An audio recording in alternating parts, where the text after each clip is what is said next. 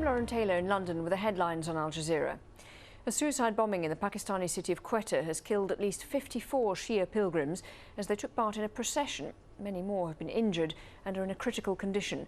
The Pakistani Taliban say they carried out the attack. Omar Waraish is a correspondent for the independent newspaper in Islamabad. He told Al Jazeera this latest violence has intensified Pakistan's current troubles. You haven't just had the floods and the economic disaster and the homelessness and the spread of disease that have come with them, but recently you had within your next report the humiliation of 3 Pakistani cricketers, once a source of national pride, being suspended for alleged spot fixing. And now one learns that actually this suffering will only intensify, and it's particularly harsh on the Muslim minority groups in Pakistan during what happens to be the month of Ramadan. So for Pakistanis, it is that many people are suggesting that they are approaching rock bottom if you haven't reached there already. Israeli and Palestinian leaders will meet in Jericho in the West Bank for their next peace talks. It's part of an agreement reached in Washington by Benjamin Netanyahu and Mahmoud Abbas in a first round of peace talks hosted by President Obama in Washington, D.C. But many in the occupied territories hold little hope that peace will be achieved, especially without the involvement of Hamas at the talks. Shireen Tadros reports from East Jerusalem.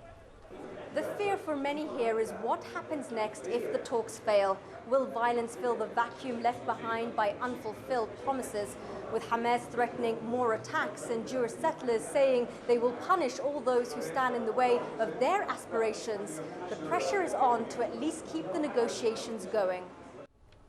And Turkey's Prime Minister has been visiting the country's Kurdish-dominated southeast to try to win support for next week's referendum on constitutional reform. The government sees the changes as necessary if Turkey is to join the European Union. Al Jazeera's Anita McNaught reports from the mainly Kurdish city of Diyarbakir, where residents are divided on whether or not to vote at all. It's a difficult decision that Kurds are weighing up here in Turkey, whether to take the government in Ankara at face value and hope that small political changes now will lead to the major reforms that Kurds actually want to see, or to reject entirely a political process that has already fallen so far short of what was promised.